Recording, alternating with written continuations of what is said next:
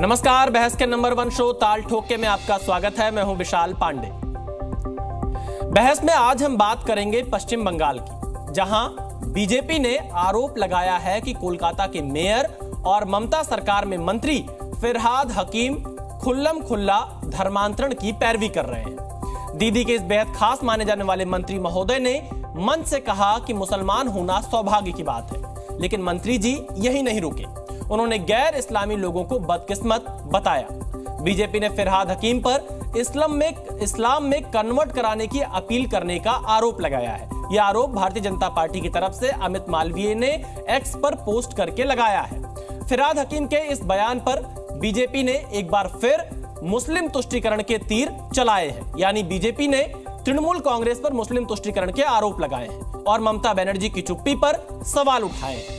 Bulldozer action से लेकर आरक्षण के मुद्दे पर ममता सरकार लगातार मुस्लिम तुष्टीकरण के आरोप लगे हैं, लेकिन अब खुले मन से संवैधानिक पद पर बैठा शख्स अगर इस तरह के बयान दे, इस तरह के उकसाने वाले भाषण दे, तो सवालों के घेरे में सीएम ममता बनर्जी भी जरूर आएंगी। जो राम मंदिर प्राण प्रतिष्ठा के कार्यक्रम में शामिल नहीं होती हैं, तो उसके उलट एक सर्वधर्म समभाव की रैली निकालती हैं। इसके साथ ही पश्चिम बंगाल के लिए मशहूर है, एक कहावत कही जाती है, what Bengal thinks today India thinks tomorrow.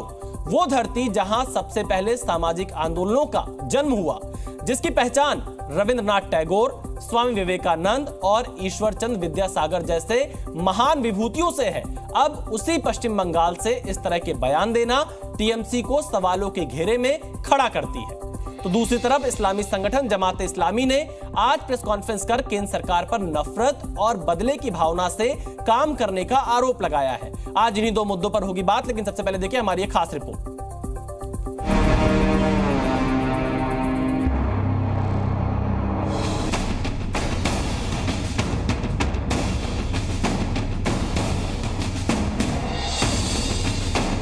আমরা নিজেরা মুসলিম ঘরে জন্মেছি, মুসলমান ঘরে বড় হয়েছি। আমাদের নামাজ আদব কায়দা সব আমাদের বেশিরভাগই মানুষের জানা। पश्चिम बंगाल को पूरा बांग्लादेश का साथ बांग्लादेश का भीतर घुसाने का एक साजिश चल रहे हैं। फिरहाद हकीम कभी बोल रहे हैं मिनी पाकिस्तान है, आज वो खुलेआम कन्वर्शन का बातें कर रहे हैं। যারা দুর্ভাগ্য নিয়ে জন্মেছে, যারা ইসলাম নিয়ে জন্মায়নি, তাদেরও দাওয়াতে ইসলাম অর্থাৎ ইসলামের দাওয়াত দিয়ে তাদের মধ্যে নিয়ত ঈমান নিয়ে আসলে এটা আল্লাহ তাআলাকে খুশি করা হবে। पश्चिम बंगाल को भी ममता बनर्जी पाकिस्तान बनाना चाहते हैं, इसीलिए बॉबी हकीम और ममता बनर्जी में कोई अंतर नहीं है। जो दुर्गा पूजा है वो फिरहाद हकीम उसका ऑर्गेनाइजर है, तो भाजपा जो ट्वीट कर रहा है, आपका कोई पूजा है? आपका तो पूजा भी नहीं है। बीजेपी डिवीजन चालू करता है और ये डिवीजन अगर बंगाल के हर इंसान जानते हैं जो कौन सेकुलर है, सुतरां बीजेपी का बकवास में हम इसका कोई जवाब नहीं देंगे। मंत्रिसभा से इस्तीफा दे देना चाहिए, इसको हटाना चाहिए। हाथ में कलेवा बांध करके अपने को हिंदू तरह दिखा करके वो दुकान खोलते हैं, मुस्लिम समाज के वो दुकानदार होते हैं। ये नए विभाजनकारी पैदा हुए हैं जो इस देश में नफरत घोलना चाहते हैं, मगर ये सफल नहीं होंगे। अपनी आइडेंटिटी बदल करके जानबूझ करके धोखा देने की नीयत से, भावनाओं को ठेस पहुंचाने की नीयत से अगर ऐसे कृत्य करता है तो निश्चित तौर पर दंडनीय अपराध का भागी होगा। विकास की यात्रा थी वो हमने रोक दी है और हम अफगानिस्तान और सीरिया के रास्ते पर बढ़ निकले हैं। नई सरकार बनने के फौरन बाद जिस तरह से देश के अलग अलग हिस्सों में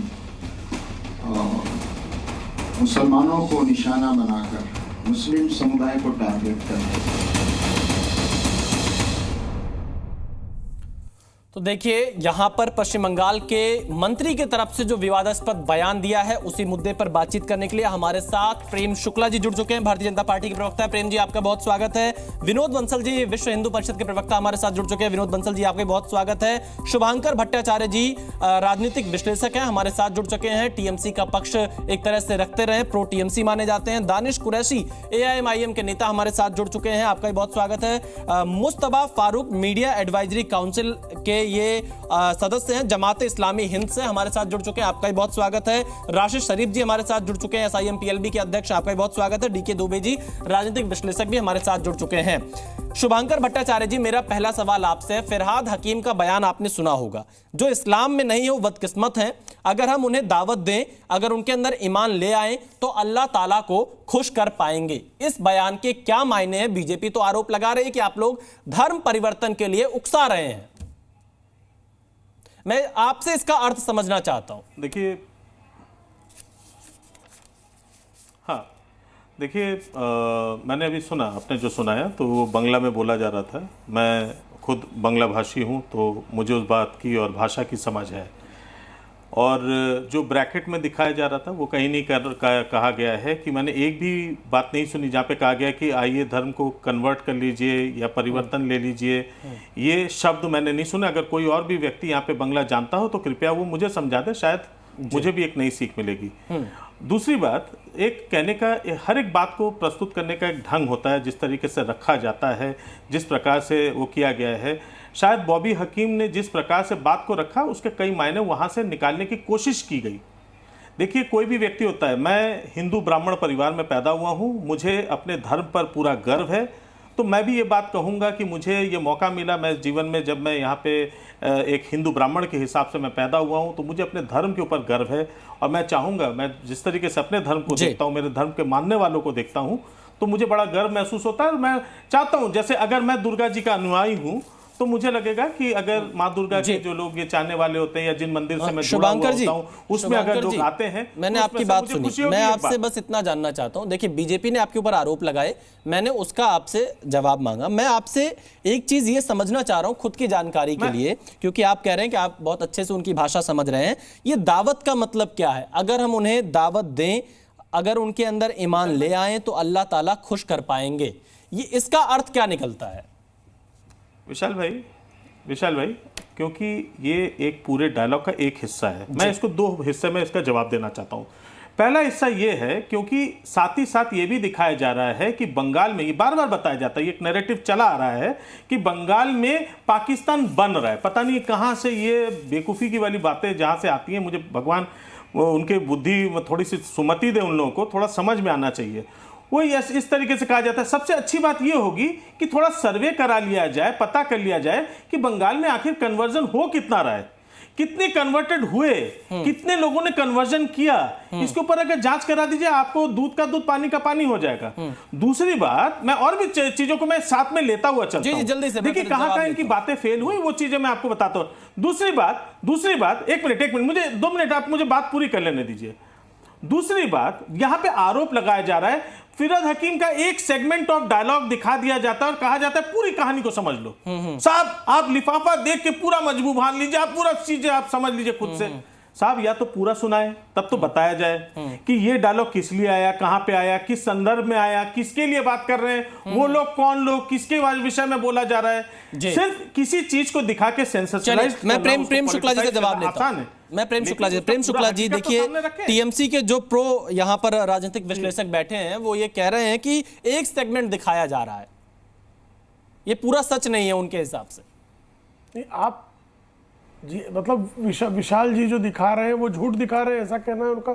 और उसको विशाल जी स्वीकार रहे हैं क्या कि विशाल जी जो हैं आपके यहाँ बांग्ला भाषी लोग बिल्कुल नहीं है, और बांग्ला भाषा में दिए गए उनके बयान का अनुवाद जी न्यूज़ गलत तरीके से दिखा रहा है, ऐसा शुभंकर भट्टाचार्य जी का दावा है। और अगर शुभंकर भट्टाचार्य जी का दावा है तो जी बांग्ला तो बढ़िया टेलीविजन चैनल, जी बांग्ला के लोग जो है वो हिंदी, अमित मालवीय जी ने ट्वीट किया है, कर देंगे।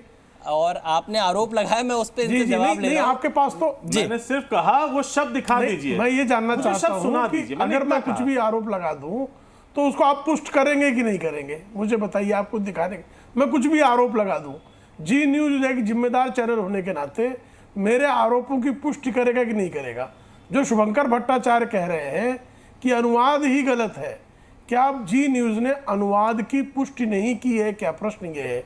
और अगर अनुवाद की पुष्टि की है तो पहले ही तय हो जा रहा है कि शुभंकर भट्टाचार्य चैनल पर दिन दहाड़े झूठ बोल रहे हैं। एक बात अच्छा, आपको इस बात पर तो मुझे बहुत प्रसन्नता है कि आपको हिंदू होने पर गर्व है। हर किसी को हिंदू होने पर गर्व होने का अधिकार है, मुसलमान को मुसलमान होने पर गर्व का अधिकार है। लेकिन अगर मैं ये बयान दूं विशाल जी कि मैं हिंदू हूं, इस बात का मुझे गौरव है, लेकिन जो हिंदू के बाहर पैदा हुआ वो अभागा है, अगर ये मैं बयान दूं तो इससे राशिद शरीफ साहब प्रसन्न होंगे क्या? इससे हामिदुर रहमान प्रसन्न होंगे क्या? इससे जो है श्रीमान फिरहाद हकीम साहब वो प्रसन्न होंगे क्या? और वो ये कहना चाह रहे हैं क्या कि सुश्री ममता बनर्जी अभागन है क्योंकि वो हिंदू घर में पैदा हुई? वो तो अपना गोत्र भी बताती हैं कि शांडिल्य गोत्र की हैं वो। तो फिरहाद हकीम ये बता रहे हैं कि एक अभागन के नेतृत्व में तृणमूल कांग्रेस पार्टी में उनको काम करना पड़ रहा है। तो पहली दावत उन्होंने जो है सुश्री ममता बनर्जी को ही देना चाहिए कि वो आए और मुस्लिम धर्म को स्वीकार लें। वो जो जिस गोत्र में पैदा हुई हैं, जिस धर्म में पैदा हुई हैं, वो गोत्र और धर्म जो है अभागों को पैदा करता है। ये उनके वक्तव्य से जो संदेश निकल रहा है, ये संदेश साफ है। जब आप ये कहेंगे कि जो मुसलमान होने के अलावा अन्य किसी धर्म में पैदा हुआ है वो अभागा है, और आप ही के एक जो दूसरे विधायक हैं वो कुछ दिन पहले ये कह चुके हैं, जो मुझे ध्यान है कि बंगाल के चोपड़ा के विधायक हैं हामिदुर रहमान, उनका बयान का ट्रांसलेशन गलत नहीं हुआ होगा। उन्होंने बयान दिया कि बंगाल मुस्लिम राष्ट्र है और उस मुस्लिम राष्ट्र में अगर कोई जो है अभद्रता पूर्वक व्यवहार करता है तो उसको सार्वजनिक तौर पर तालिबानी पद्धति से उसकी पिटाई करना, ये वहां के संस्कार के हिसाब से ठीक है। एक जेसीबी नामक तृणमूल कांग्रेस के गुंडे ने एक कपल की वहां पिटाई की तो उसके समर्थन में इनके विधायक हामिदुल रहमान ने कहा बंगाल मुस्लिम राष्ट्र है। और ये जो हंस रहे हैं, अट्टहास कर रहे हैं, श्रीमान जी कृपा करके मुझे बता दीजिए कि बंगाल का विभाजन पूर्वी पाकिस्तान के में किस आधार पर हुआ था? वो मजहबी आधार था कि नहीं था? बांग्ला हिंदुओं का कत्ले आम शहीद सोहरावर्दी के आदेश पर हुआ था, वो धर्म के आधार पर हुआ था कि नहीं हुआ था? और अगर जो है आप इस थॉट को बेवकूफाना कहते हैं तो जिस बंगाल ने हिंदुओं को पश्चिम बंगाल का माना वो बेवकूफ थे क्या? आपके पुरखे बेवकूफ थे? ये शुभंकर भट्टाचार्य कहना चलिए राशिद शरीफ जी भी जुड़े हुए हैं। जिन लोगों ने पश्चिम और पूर्व बंगाल को जवाब दे दूं? नहीं मैं आऊंगा, और भी लोग हैं, मैं आऊंगा। शुभंकर जी अभी आऊंगा आपके पास, अभी रुक जाइए, अभी और भी मेहमान जुड़े हुए हैं। मुझे बता दीजिए प्रेम शुक्ला जी ने राशिद शरीफ जी से एक सवाल पूछा है। राशिद शरीफ जी देखिए, आप अपने धर्म की सराहना करिए, तारीफ करिए, आपको किसी ने नहीं रोका है, लेकिन किसी दूसरे व्यक्ति को कि जो किसी धर्म में नहीं है उसे बदकिस्मत बताना, ये कहां तक ठीक है? प्रेम शुक्ला ने तो यही सवाल आपसे पूछा है कि आपको ठीक लगेगा अगर कोई आपके धर्म को कुछ उल्टा सीधा बोले? विशाल नहीं बिल्कुल हमारे मजहब में किसी मजहब के बारे में बुरा बोलना नहीं है सर। तो फिर फिरहाद हकीम कैसे बोल रहे हैं? हमारे मजहब में कोई दूसरा नहीं सुनिए सर, आप पहले सुनिए वो क्या बोले उन्होंने, वो मैं सुना वो भी। और यहाँ पे खुशकिस्मत जो हम बताते हैं कि हम इस्लाम में हैं। आज आप 10 साल से यही देख रहे हैं कि भाई आप अगर हकीम साहब अगर कुछ बोलते हैं तो जी टीवी पे आ जाता है मसला, कई डिबेट चालू हो जाते हैं। 10 साल से लोग बात कर रहे हैं इस्लाम के खिलाफ, 10 साल से है सो जय सिया राम के नारे मुसलमानों से लगा रहे। वो क्या है सर? शुक्ला जी जरा बताइए वो क्या है? कई है तो घरों में बुलडोजर चला दे रहे हैं जय सिया राम के नाम पे, जय श्री राम का नाम मुसलमानों का धर्म बाधित हो जा रहा है जय सिया राम के नाम पे। तो अल्लाह अकबर कह के जो है निर्दोष हिंदुओं के कत्ले आम पर आप क्यों नहीं चीखते चिल्लाते हैं? अरे जरा बताइए ना, पूरी दुनिया में अल्लाह अकबर का नारा लगाकर हजारों हजार निर्दोषों के कातिलों को इस्लाम का समर्थक माना जाएगा? नहीं माना जाएगा। मिस्टर शुक्ला एक केस आप बता रहे हैं, मैं चीख रहे हो भाई? मैं तो प्यार से बोल रहा हूँ, इतना चिचिया कह रहे हो? मैं तो बता रहा हूँ ना, हजारों हजार निर्दोषों का अल्लाह अकबर करके कत्लेआम हुआ। तो उनको मैं इस्लामी उनको कह दूं कि इस्लाम के प्रतीक है। कातिल जो है इस्लाम के मानने वाले हैं, वो इस्लाम के आदर्श है क्या? नहीं, क्यों उसके लिए आप जिम्मेदार हैं क्या? इसके लिए सारे इस्लाम को गाली दी जाएगी क्या? इसके लिए सारे मुसलमानों को गाली दी जाएगी क्या?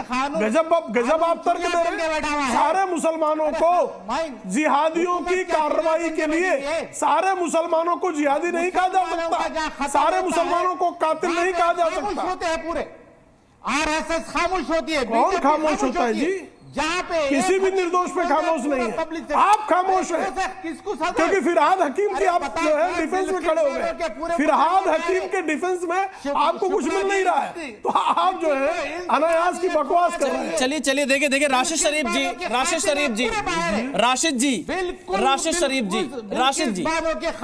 जी, फिरहाद हकीम का बयान। राशिद शरीफ जी थोड़ा सा कंट्रोल करिए। जो फिरहाद हकीम ने बयान दिया है वो सही है या गलत है, मैं आपसे ये जानना चाह रहा हूं। बिल्कुल सर, नहीं, अगर वो उन्होंने इस हिसाब से बताए हैं कि ऐसो भाई हम खुशकिस्मत है या बदकिस्मत है, हमारे मजहब में इस तरीके से किसी से बात करना नहीं है, बिल्कुल गलत। मैं बता रहा हूं बिल्कुल गलत। हाँ, अगर वो मायना दूसरा है, आप लोग तोड़ मोड़ के दूसरा बताना चाह रहे हैं, वो भी गलत है। चलिए ठीक है, विनोद बंसल जी भी हमारे साथ जुड़े हैं, विश्व हिंदू परिषद के प्रवक्ता हैं। विनोद बंसल जी, आखिरकार पश्चिम बंगाल में हो क्या रहा है? इससे पहले एक विधायक का विवादित बयान आता है, अब यहां पर फिरहाद हकीम का यह विवादित बयान सामने आता है। आखिरकार बंगाल में चल क्या रहा है? विशाल जी देखिए, ये जो फिरहाद हकीम नहीं है, ऐसे बंगाल के अंदर बहुत सारे ये नीम हकीम हैं।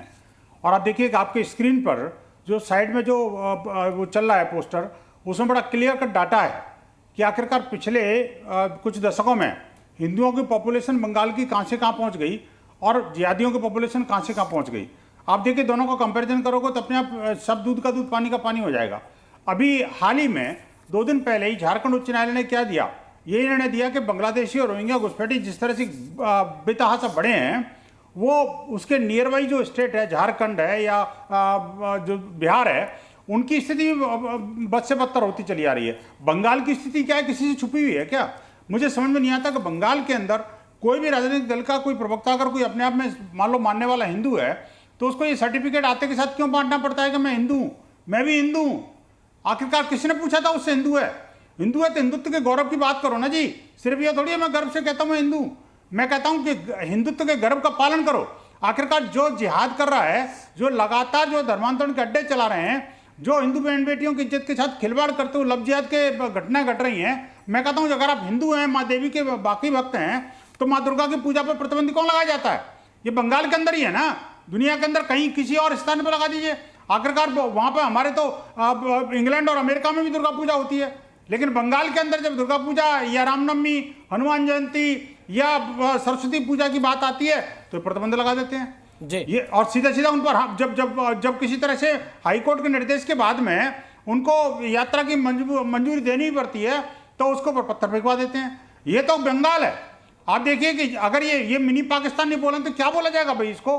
बंगाल के कई हिस्से मिनी पाकिस्तान बनते चले जा रहे हैं। मैं जवाब लेता हूं। दानिश कुरैशी सरकार जो चुपचाप बैठी हुई है। दानिश कुरैशी जी, क्या कहेंगे पश्चिम बंगाल में जो नेता इस तरह के बयान दे रहे हैं? आपने चोपड़ा के विधायक का भी बयान सुना, आपने फिरहाद हकीम को सुना, क्या ये भड़काने वाली भाषा नहीं है?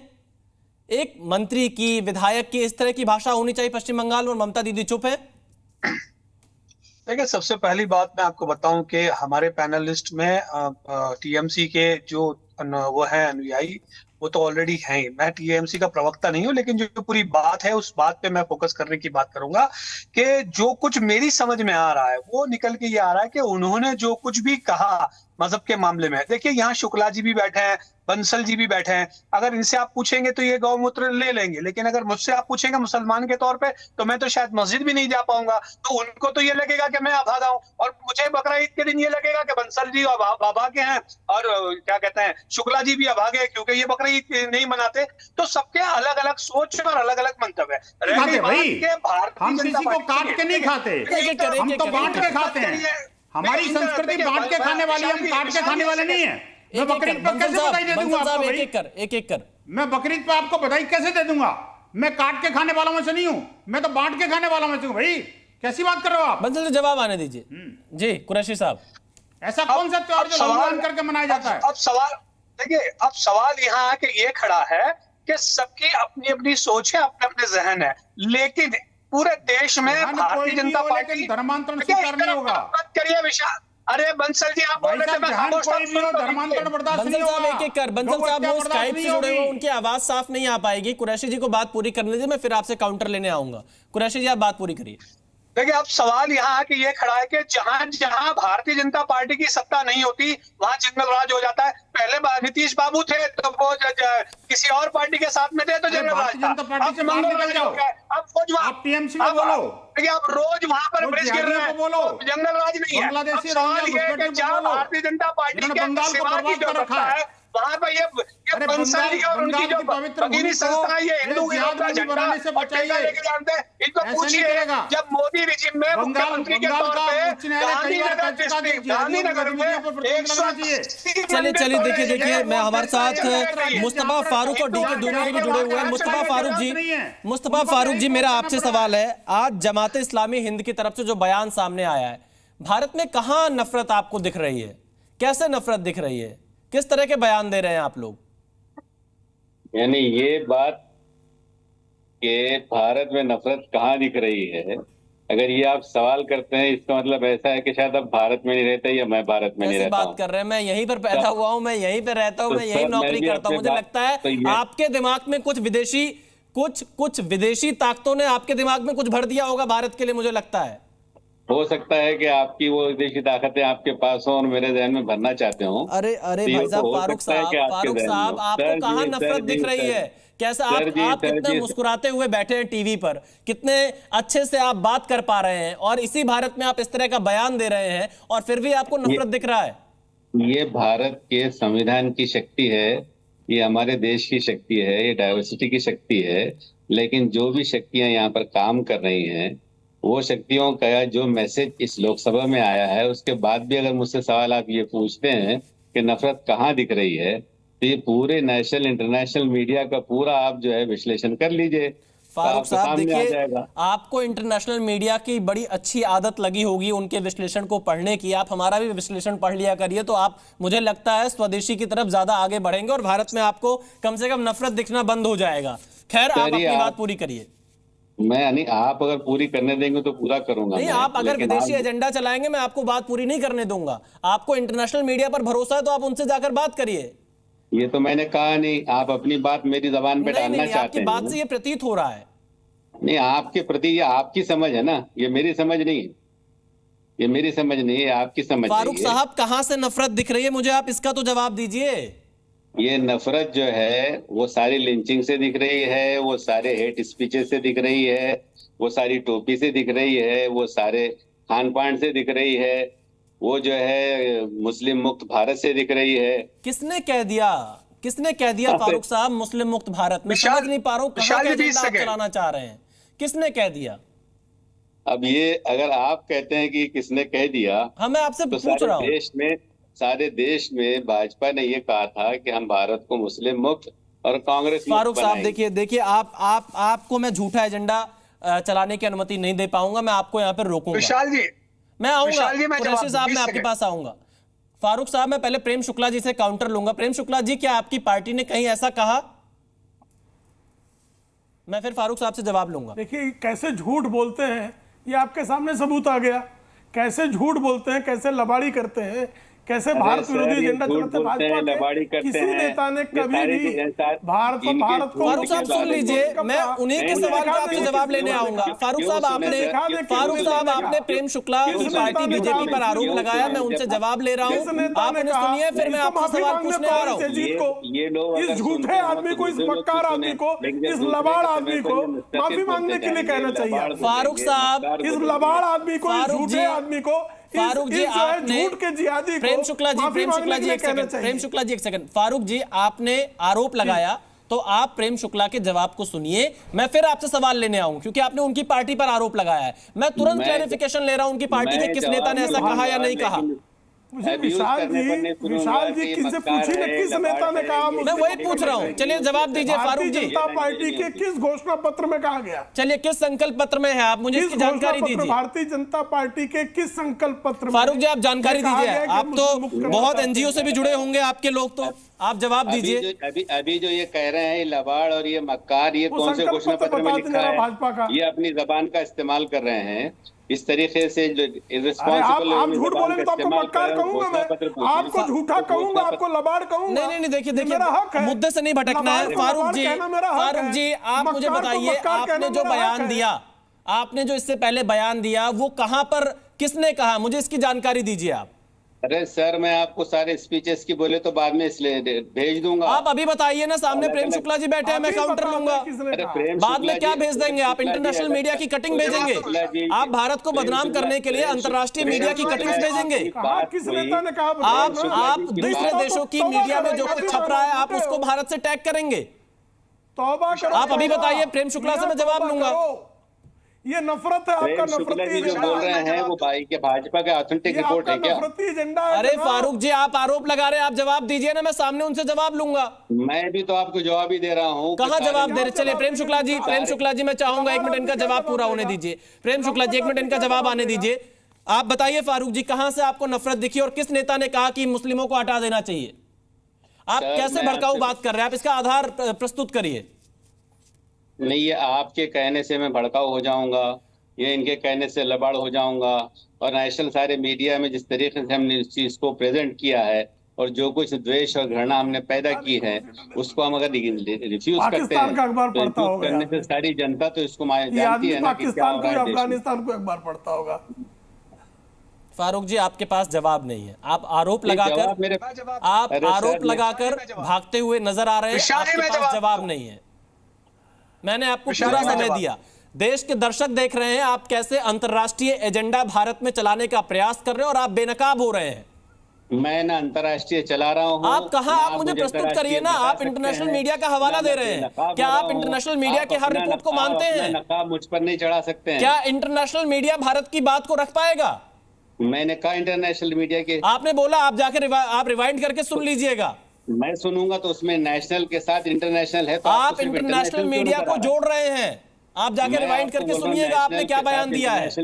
और आप अभी तक कोई आधार नहीं प्रस्तुत कर पा रहे हैं। प्रेम शुक्ला जी, खैर डीके दुबे जी जुड़े हुए। डीके दुबे जी आप रिवाइंड कर लीजिए, आप रिवाइंड करके सुनिएगा। मैं पॉइंट टू पॉइंट नोट कर रहा हूं, आप रिवाइंड करके सुनिएगा। डीके दुबे जी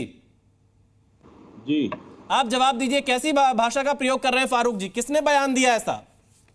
देखिए ऐसा है, इस्लाम में एक शब्द इस्तेमाल होता है जिसको कहते हैं तोरिया, और तोरिया का मतलब होता है पवित्र छल, और पवित्र छल का मतलब होता है कि इस्लाम को बढ़ाने के लिए अगर पवित्र छल बोलना पड़े, झूठ बोलना पड़े, तो उसमें कोई बुराई नहीं है, वो भी पवित्र है।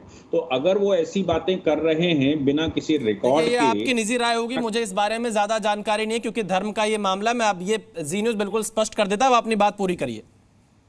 अगर वो पवित्र छल बोल रहे हैं, मतलब झूठ भी बोल रहे हैं जो पवित्र है, जो इस्लाम को बढ़ा रहा हो, तो कोई बुराई थोड़ी ना, उनको किसी को बुरा लगेगा नहीं। इसलिए बिना किसी डेटा के, बिना किसी हवाला के, बिना किसी रिकॉर्ड के स्टेटमेंट देना, नेशनल टीवी पर बैठकर देना, मुझे लगता है इससे ज्यादा बुरा कुछ और हो नहीं सकता, इससे बड़ा झूठ कुछ हो नहीं सकता।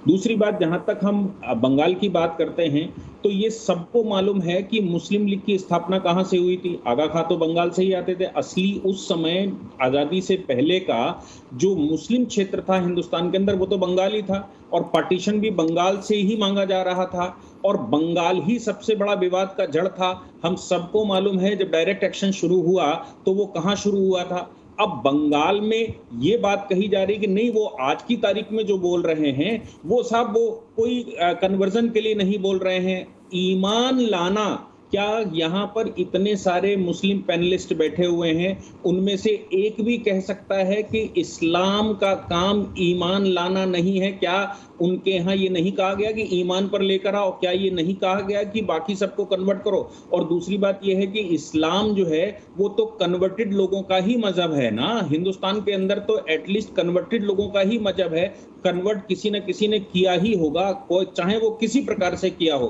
तो आप ये कहते हैं कि आज वो जो कह रहे हैं, वो जो बात है वो सब, उसका मतलब ये नहीं है, तो उसका मतलब पिछले 800 साल के इतिहास के अनुसार क्या है ये भी बताना चाहिए। दानिश कुरैशी जी को मैं जोड़ता हूं, उनकी बात पूरी नहीं हो पाई। दानिश कुरैशी जी, इस सवाल का जवाब आप दीजिए जो डीके दुबे कह रहे हैं।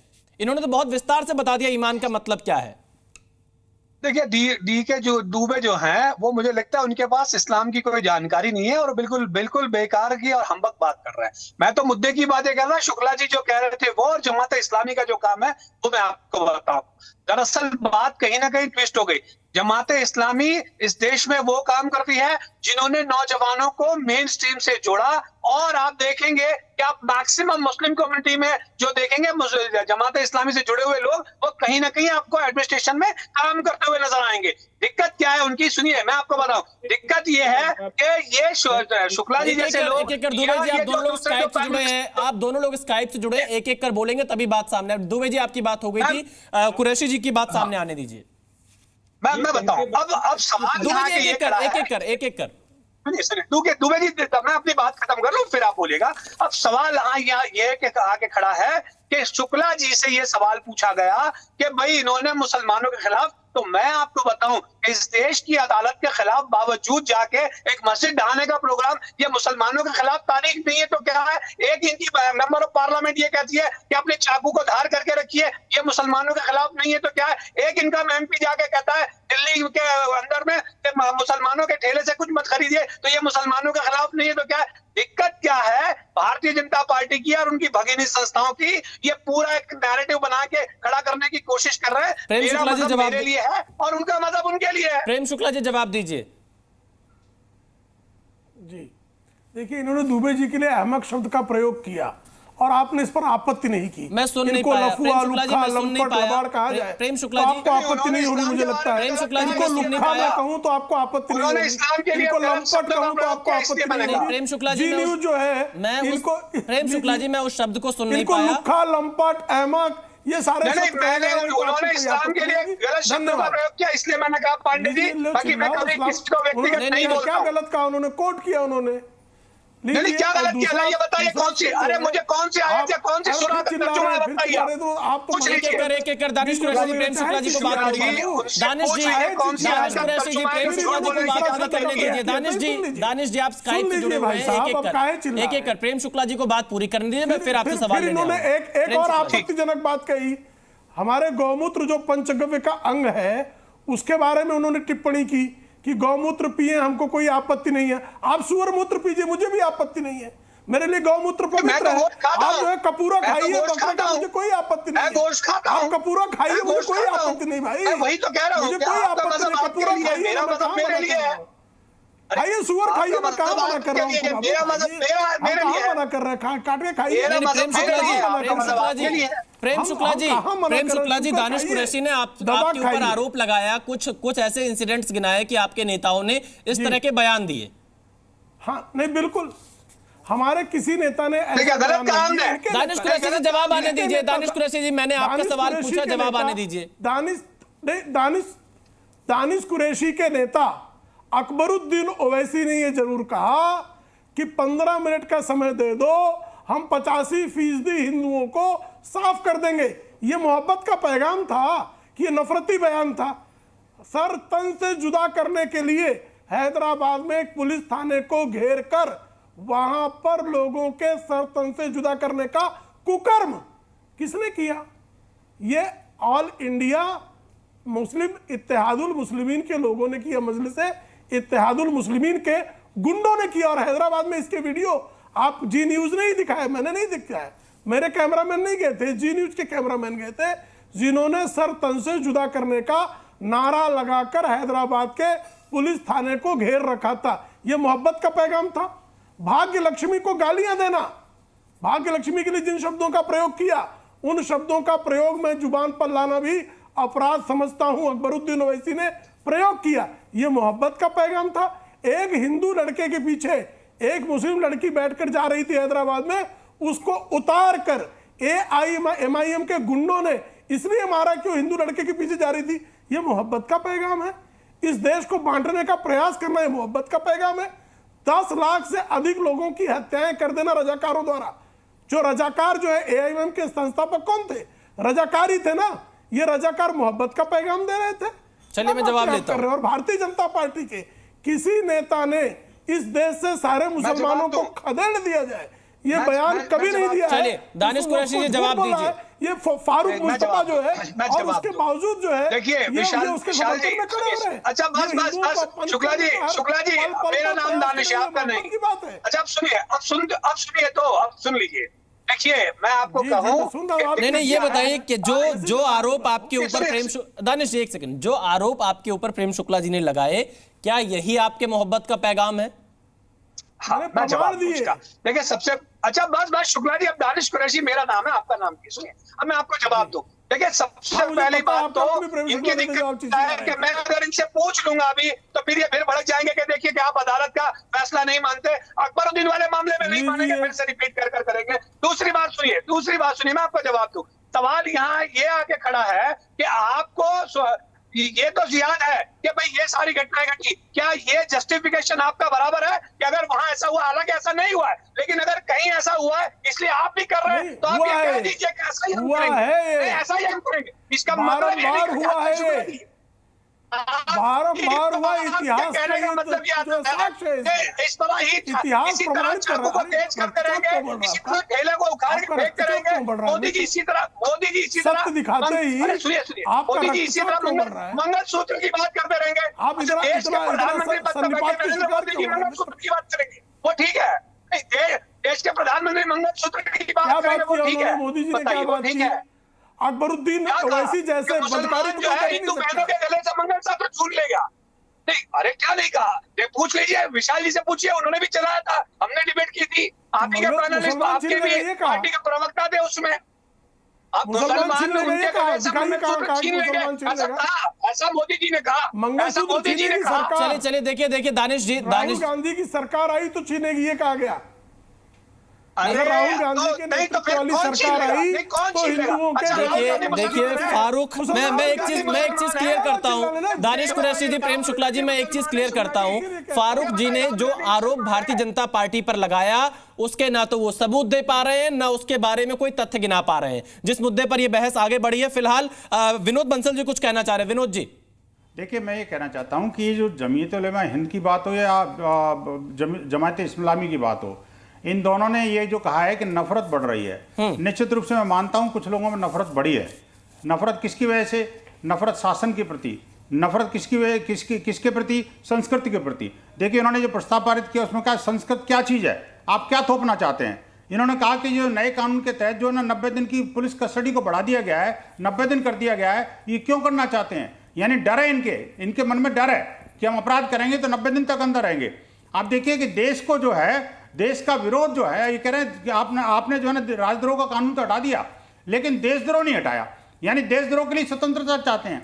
आप देखिए इन्होंने कहा कि ये जो शिर्क वाली शिक्षा पद्धति हमें स्वीकार नहीं है, यानी राष्ट्र के प्रति कोई निष्ठावान शिक्षा पद्धति वो स्वीकार नहीं है इनको।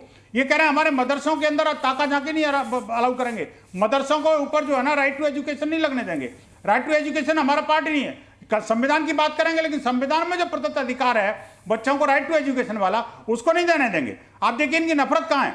नफरत है फिलिस्तीन को सहायता देने की। इनकी नफरत है कि आखिरकार आतंकवादियों को सहायता क्यों नहीं दी आपने? आप बताइए, ये शिक्षा के मौलिक अधिकार से विपरीत। अभी आप बताऊं, देखो इंसान के रूप में शैतान धरती पे है कहते हैं, लेकिन कौन शैतान है? क्या जो हलाला कराता है वो शैतान नहीं है क्या? क्या वो 3 तलाक कराता है वो शैतान नहीं है क्या? छोटे छोटे बच्चों को बुरके में और काले बोरे में कैद रखने की कोशिश करता है वो शैतान नहीं है क्या? आप मुझे बताइए, आखिरकार जो धर्मांतरण का नंगा नाच कर रहा है वो शैतान नहीं है? फारूक जी जुड़े हुए हैं जमात इस्लामी हिंद से, फारूक जी जुड़े हुए हैं। फारूक जी आप जवाब दीजिए विनोद बंसल के आरोपों पर। आखिर परेशानी किस चीज से? व्यवस्था से है, संस्कृति से है, किससे परेशानी? कहां आपको नफरत दिख रही है? इनको सब जगह देश से ही परेशानी है। भारत माता की जय नहीं बोलेंगे, चादर पर चादर चढ़ाए जाएंगे। चलिए एक बार देख लेते क्या होता। फारूक जी बोल दे। फारूक जी भारत माता की जय तो बोल दीजिए। तमाम इन्होंने पीर बाबा खोल रखे हैं। विनोद बंसल जी मैं जवाब लेता हूं। फारूक जी देखिए ये विनोद बंसल जी एक एक कर, बंसल साहब एक एक कर मुझे जवाब। जी मेरे को बोलने का अवसर नहीं दिया आपने। नहीं मैंने दिया सर, पूरा दिया। बिल्कुल नहीं, मेरी बात को पूरी नहीं होने दे। नहीं मैंने पूरा, मेरी बात बहुत जिम्मेदारी के साथ कहता हूं। ये चढ़ाएंगे वंदे मातरम नहीं बोलेंगे, नफरत की बात करेंगे, भारत की सत्ता के खिलाफ संघर्ष की बात करेंगे, ये डायरेक्ट एक्शन की बात करेंगे, लेकिन भारत माता की जय नहीं बोलेंगे। ये फिलिस्तीन की जय बोलेंगे, लेकिन भारत माता की जय नहीं बोलेंगे। ये 15 मिनट में पुलिस को उठा करके हिंदुओं को कत्लेआम करने की धमकी देंगे, लेकिन भारत माता की जय नहीं बोलेंगे। अरे संविधान की शपथ करते हो तो संविधान की धाराओं का सम्मान करो, आखिरकार बच्चों को राजनीति को नहीं मिलना चाहिए। बताओ ना, आपको आपके नए कानून से क्या दिक्कत है? हमेशा से भारत का दोहन करना, हमेशा से आतंकवादियों को पनाह देना, हमेशा से विदेशी घुसपैठियों को। चलिए देखिए मैं इसमें मुस्तफा फारूक को जोड़ना चाहता हूं। फारूक जी, भारत माता की जय तो बोल देंगे आप, वंदे मातरम तो आप बोल देंगे? कैसे बोल देंगे? इस्लाम बंसल जी मैंने आपसे नहीं, फारूक जी से पूछा, एक बार मुझे सवाल का जवाब आने दीजिए। नहीं, आपने जो है वो जो उन्होंने आरोप लगाए हैं उस पर मुझसे सवाल करने के लिए तो कहा है, जवाब देने के लिए कहा है। मैं आपसे जवाब ले रहा हूं, लेकिन भारत माता की जय तो बोल सकते हैं ना, आप इसी देश में रहते हैं, इसी देश के नागरिक हैं। ये पूरे भारत की हिस्ट्री उठाकर देख लीजिए, भारत माता की जय उन्होंने सवाल उठाए हैं। अरे बोलिए ना, भारत माता की जय। फारूक जी, आप भारत माता की जय और वंदे मातरम बोलने में क्या तकलीफ है? मैं अपनी जबान में कहता हूँ जय हिंद, बोले आप अपनी जबान से क्यों कहलाना चाहते हैं? भारत माता की जय, भारत माता की जय और वंदे मातरम कहने में आपको कोई दिक्कत है? नहीं, आपका एजेंडा ये है क्या? फारूक जी ये कोई एजेंडा नहीं है, ये हर देशभक्त कह सकता है, ये किसी का एजेंडा नहीं हो सकता है। मुझे लगता है आप आज पूरी तरह से किसी इंटरनेशनल एजेंडा को अपने मन में बिठाकर यहाँ बैठे हुए हैं। नफरत, आप भारत माता की जय और वंदे मातरम बोलने में एजेंडा देखते हैं? ये भारत माता से नफरत करते हैं। जवाब दीजिए। ये जो इनसे पूछिए कि ये जो है दलितों के बारे करते हैं। अरे ये आप जो है अम्बेडकर जी को स्थान, ये भारत के सच्चे नफरती तत्व बोलने दीजिए और इनसे बात करवा लीजिए पूरी। आप पूरी बात कर दीजिए, आपकी बात बंसल जी जवाब आने दीजिए, फारूक जी जवाब दीजिए। अरे मैं जय श्री राम नहीं बोल रहा, मैं तो कहता हूँ भारत माता की जय तो बोल दो कम से कम। अभी राशिद जी ने 5 बार जय श्री राम बोला अपनी गंदी जबान से, लेकिन कोई बात नहीं, बोल दिया। मैं कहता हूं भारत माता की जय तो बोलो, मैं जय श्री राम बोलने के लिए नहीं कह रहा। बोलिए। नहीं, आप बोल जाइए, आप बोलते हैं अभी क्यों बोलने के लिए? आप बोलिए, आपकी बात मैं क्यों बोलूं? अच्छा बोलो भारत माता की जय। मेरी बात नहीं है तो भारत माता की है। आप बोलते जाइए ना, आप बोलते जाइए। तो भारत माता की जय बोलो ना। अरे बोलो ना, आप बोलते सुन रहा हूं मैं। छेद करने से बाहर जाओ। आप बोलो, मैं सुन रहा हूं ना। खराबी मत करिए। बंसल साहब, फारूक जी अब आप अपनी बात रखिए और मैं चाहता हूं कि आप तथ्यों के साथ रखेंगे। इस तरीके के नमक हरामी करेंगे तो कौन बात करेगा? नहीं, देखिए मैं आपसे जवाब लेना चाहता हूं। नहीं, बंसल साहब जवाब आने दीजिए। बंसल साहब जवाब आने दीजिए। चाहते हैं तो हमको कोई दिलचस्पी नहीं है इस डिबेट से। नहीं बोलेंगे भारत माता की जय। नहीं फारूक जी देखिए, वो तो नहीं बोल रहे हैं, मैंने उनसे पूछा, वो बोलने को तैयार नहीं है। फारूक जी फिलहाल आप उनके आरोपों पर जवाब दीजिए। ये राशिद साहब को निकालो कोई बार इस्लाम से बाहर, जो उन्होंने जय श्री राम बोल दिया अभी 5 बार। देखिए, जो बात आई है उसमें जब आप कानून में संशोधन करते हैं तो आपको सारे जो कानून है उसकी कंपैरेटिव स्टडी करना चाहिए। अब आदमी इशू सिर्फ ये नहीं है कि अरेस्ट होने वाला मुस्लिम ही होता है, अरेस्ट होने वाला सिर्फ मुस्लिम नहीं होता है। अरे बताओ उसको ना, जस्टिस अगर चाहिए तो करवानी है क्या? अरे यार, तुम बोलने दोगे तो बोलेंगे, और तुमको मदरसे के खिलाफ बोलना है, तुमको ये करना है तो तुम बोलते रहो ना। माता की जय बोल दो, कोई बात नहीं, फिर मैं चुप हो जाऊंगा। बोलिए भारत माता की जय बोल दो यार, क्या जाता है? इस्लाम खतरे में थोड़ी आ जाएगा। शुक्ला जी देखिए, फारूक साहब बिल्कुल चुप्पी साध चुके। खैर, हम एक बयान सुनाते हैं, उसके बाद शुभांकर भट्टाचार्य जी से मैं सवाल लूंगा। एक बयान आया है, तृणमूल कांग्रेस की सफाई आई है, जो उनके मंत्री ने बयान दिया है पश्चिम बंगाल में, उसको लेकर। फिराद हकीम जो है, जिसके बारे में भाजपा बोल रहे हैं, वो खुद माँ काली का जो उस एरिया में जो चितला अग्रणी क्लब का जो काली पूजा था, वो उसका वो सेक्रेटरी था, उसका वो उसका हाथ से वो पूजा, काली पूजा, वो ऑर्गेनाइजर है। तो भाजपा जो ट्वीट कर रहा है ये अमित मालवीय जी, आपका कोई पूजा है? आपका तो पूजा भी नहीं है, लेकिन फिराद हकीम का ऑर्गेनाइज किया हुआ जो पूजा है ना, वो कलकत्ता का फेमस पूजा है। जवाब दीजिए शुभांकर भट्टाचार्य जी। सवाल कुछ और पूछा गया, सफाई किसी और सिलसिले में देते हुए नजर आ रही तृणमूल कांग्रेस। नहीं, मैं विशाल जी पहले तो एक बात यह है कि बात यहीं पे कि जैसे अभी कहा ना कि भाई फिराद हकीम ने वहाँ पे, क्या तथ्यों को सामने नहीं रखना चाहिए? सवाल वही है। बात यहाँ पे है कि जब आप एक जगह पे आज बंगाल में चुनाव के अपने जब परिस्थिति देखी, उसके पीछे के कारण तो आपको खंगालने होंगे, वो इनको भी समझना पड़ेगा कि आप ये कहना चाहते हैं कि वहाँ पे आज के दिन में अगर हमारा वोट शेयर बढ़ के अगर 48% टीएमसी का हो जाता है तो 48% में 48% आपके उसके थे।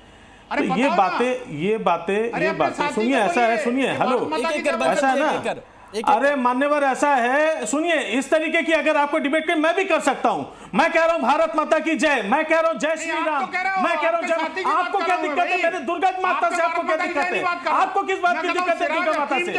आपने वहां पे जाके, आपके लोगों ने जाके वहां पे ईश्वर चंद्र विद्यासागर की मूर्ति गिरा दी, तब आप कहां छुपे हुए थे? और आप ही ने गिराया तो वहां पे विश्व हिंदू परिषद ने जाके कर सकता है, ईश्वर चंद्र विद्यासागर की मूर्ति गिरा दी, क्यों नहीं बोलते? तो आप अपने यहाँ पे जाके राजधर्म मत दिखाएं। आप दुनिया को बर्बाद कर रहे हो, तो बंगाल को बर्बादी से बचाइए। बात मैं करता नहीं, बंगाल इस तरह से बर्बाद नहीं होने देंगे। यहाँ पे खुली छूट है कि किसी भी तरीके से बीजेपी के लोग बोल सकते हैं। अरे बीजेपी का लोग नहीं है, तो यही आप लोगों ने। चलिए बंसल जी शुभांकर भट्टाचार्य की बात पूरी होने दीजिए, फिर मैं प्रेम शुक्ला जी से जवाब लूंगा। बंसल जी एक एक कर लोगों को बात पूरी करने दीजिए प्लीज। किसी की बात ही नहीं। शुभांकर भट्टाचार्य आपकी बारी, आप बात पूरी करिए। एक एक कर मैं सभी से निवेदन करता हूं, एक कर। शुभांकर भट्टाचार्य जी आपकी बारी है। बंसल जी एक कर प्लीज। बंसल जी देखिए, बंसल जी देखिए, आपके बीच में कोई नहीं बोला था, आपने अपनी बात पूरी की थी। एक बार बात पूरी होने दीजिए, मैं फिर आपके पास काउंटर लेने आऊंगा। शुभांकर भट्टाचार्य जी, शुभांकर जी बोलिए। विशाल जी एक बात में पता नहीं, मुझे लगता है कि शायद असहिष्णुता यहीं से शुरुआत होती है, जहां पे हमें किसी की बात को सुननी ही नहीं है। अरे आपको अच्छी लगे बुरी लगे, मालिक कम से कम सुनो तो कम से कम। अरे कुछ बोलो तो। आपको कोई पसंद नहीं है, कोई बात नहीं, सिर्फ बुलाने देने से काम थोड़ी चलेगा। कम से कम बात तो सुनिए। चलिए सुनने दीजिए। बंसल जी आने दीजिए, उनकी बात आने दीजिए, फिर मैं प्रेम शुक्ला जी से जवाब लूंगा। विशाल जी मुझे लगता है आपको इसी प्रकार का डिबेट पसंद है। नहीं शुभांकर जी आप अपनी बात पूरी करिए। शुभांकर जी आपसे सवाल, शुभांकर जी आपसे जो सवाल पूछा गया आप उस पर जवाब दीजिए, अपनी बात पूरी करिए, फिर मैं प्रेम शुक्ला जी से सवाल लूंगा। मेरे को जरा एक प्रश्न पूछना है इनसे। बंसल जी मैं आऊंगा आपके पास, अभी शुभांकर जी की बारी है। मैं शुभांकर जी से पूछना चाहता हूं, इनकी बात पूरी होने दो। शुभांकर जी आप कुछ बोलेंगे? विशाल जी मैं ये पूछूंगा, मैं जहां एक शब्द मुंह से निकालूंगा तुरंत दो लोग कूद जाएंगे, तो मुझे बोलने से आप जल्दी बात पूरी, वक्त की कमी है। मैं चाहूंगा आपकी बात पूरी हो, मैं फिर उस पर काउंटर लूंगा। कूद जाते हैं। शुभांकर जी जल्दी से। मैं बार बार यही बात कह रहा हूं कि इन बातों से एक बात तो सीखने को मिल गई, चुनाव ज्यादा पुराना नहीं हुआ है। एक बात सीखने को जरूर मिल चुकी है, और शायद इस बात से ये लोग सीख नहीं ले रहे कि बंगाल में हिंदू मुस्लिम करना इतना आसान नहीं है। जो बात इन्होंने पूरे देश में फैला रखी है और यही षड्यंत्र वहां पे रचे जा रहे हैं, ये वहां पे इतना आसान नहीं है। चलिए प्रेम शुक्ला जी जवाब दीजिए। प्रेम शुक्ला जी आखिरी कमेंट आपसे, आप जवाब दीजिए। क्या बीजेपी हिंदू मुस्लिम कर रही है बंगाल में? ये लोग फैलाते हैं। मैं जवाब लेता हूं। शुभांकर जी आपके आरोपों पर मैं जवाब लेता हूं प्रेम शुक्ला जी से। चलिए शुभांकर जी अब आप सुन लीजिएगा, प्रेम शुक्ला जी जवाब दीजिए। बोल एक बार भी प्रेम शुभांकर जी अब जवाब आने दीजिए। प्रेम शुक्ला जी क्या आप लोग हिंदू मुस्लिम कर रहे हैं बंगाल में? भाई हिंदू मुस्लिम तो फिरहाद हकीम नाम का कम्युनल आदमी कर रहा है। विकृत सांप्रदायिकता का शिकार फिरहाद हकीम कह रहा है ना कि जो मुसलमानों के अलावा हिंदुओं में जो पैदा हुआ, ईसाइयों में जो पैदा हुआ, वो अभागा है। तो हिंदू मुस्लिम करने का कुकर्म कर कौन रहा है? और उस फिरहाद हकीम के खिलाफ बोलने में इनको भय क्यों लग रहा है? चलिए फिलहाल हमारे पास वक्त इतना ही था। आप सभी हमारे साथ जुड़े, बहुत शुक्रिया। बस हम इतना ही कहेंगे कि धर्म पर राजनीति नहीं होनी चाहिए और इस तरह से भड़काऊ बयान नहीं देने चाहिए।